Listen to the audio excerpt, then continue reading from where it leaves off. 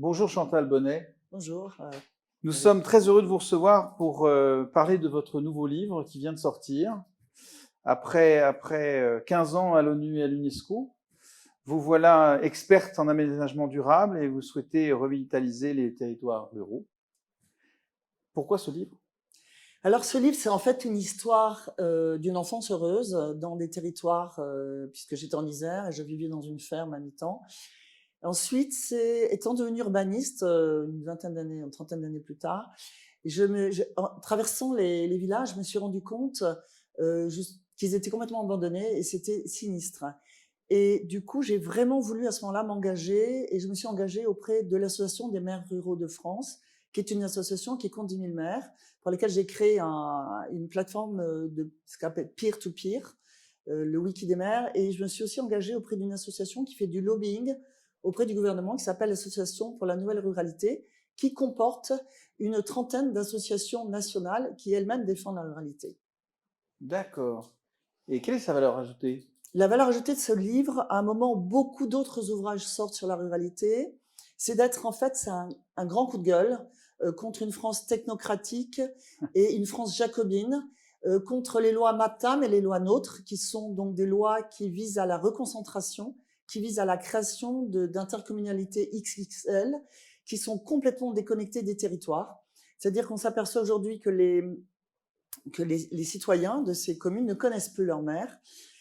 C'est aussi, d'une certaine façon, un coup de gueule contre une politique économique désastreuse, un libéralisme qui a gagné les territoires et qui a fait fleurir de tous les côtés des grandes surfaces, des lotissements, qui sont des véritables plaies aujourd'hui dans la ruralité et qui, d'une certaine façon, ont amené à la disparition des services publics et de beaucoup de commerces. Donc mais ce livre, c'est avant tout un livre optimiste, puisque c'est un livre de solutions.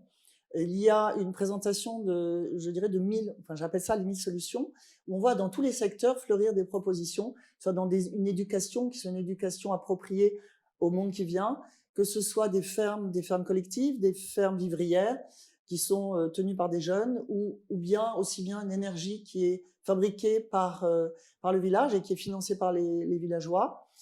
C'est aussi des leviers. Donc, je présente des leviers et donc je donnerai deux exemples. Le levier juridique, où je donne les clés aux citoyens, les clés pour comprendre un PLU, pour savoir à quel moment ils peuvent intervenir sur un PLU. Et, C'est vrai que c'est compliqué. ouais. Et je prends aussi l'exemple, par exemple, de la gouvernance participative, de donner aux citoyens des clés pour être acteurs des politiques locales. Donc, comment ils peuvent s'imposer de certaines façons ou se proposer aux maires. Mais je dirais, pour terminer, que c'est aussi un livre sur l'immense volonté des citoyens de participer en intelligence collective, ce que j'appellerais les milliers de cerveaux qui sont à disposition pour penser le territoire de demain.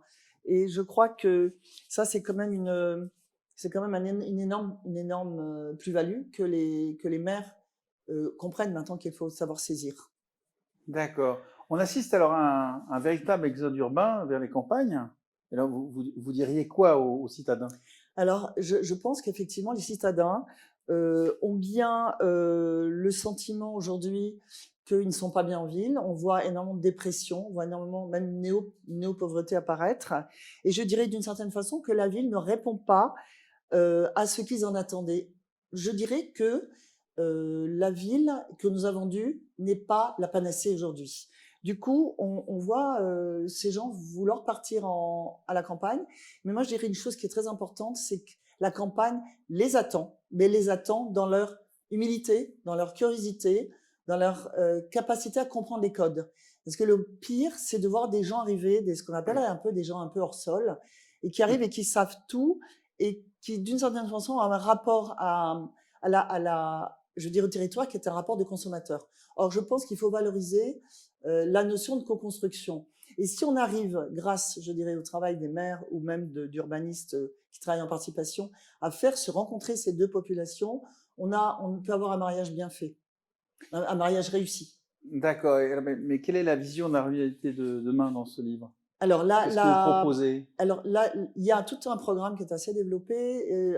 Les grands axes, c'est refaire la politique des territoires par le bas, c'est-à-dire de faire faire la politique par les gens qui connaissent les territoires et les gens qui ont quelque chose à dire. On appelle ça le principe de subsidiarité. C'est aussi, sachant qu'à la campagne, on a quand même beaucoup plus de ressources qu'en ville, donc on a les moyens de faire travailler des gens. C'est important de sortir des silos. Des silos, c'est ce qu'on appelle les silos, c'est comment aujourd'hui les villes, les départements, finalement travaillent entre eux.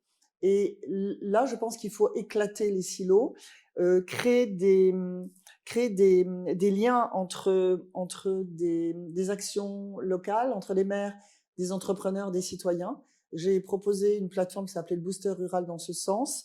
C'est aussi avoir une approche en circuit court. Et là, on s'aperçoit que si on relie tous les circuits courts, on peut arriver à refaire de l'économie.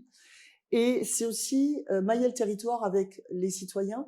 Et je dirais, puisque j'ai travaillé avec une expérience qui s'appelle Territoire zéro chômeur en longue durée, on s'est rendu compte qu'aujourd'hui, on ne peut plus créer d'emplois, mais on peut en revanche multiplier les actions locales et faire de façon à ce que les gens puissent effectivement s'investir dans différents types d'actions en fonction des saisons et que là, on arrive à faire revivre les territoires.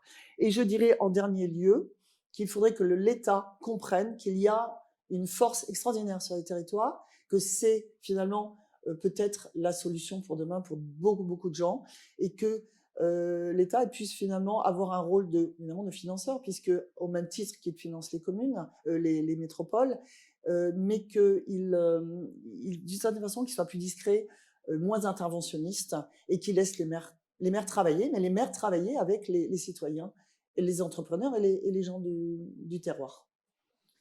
Merci Chantal Bonnet, Merci. et j'espère que ce livre aura tout le succès qu'il mérite.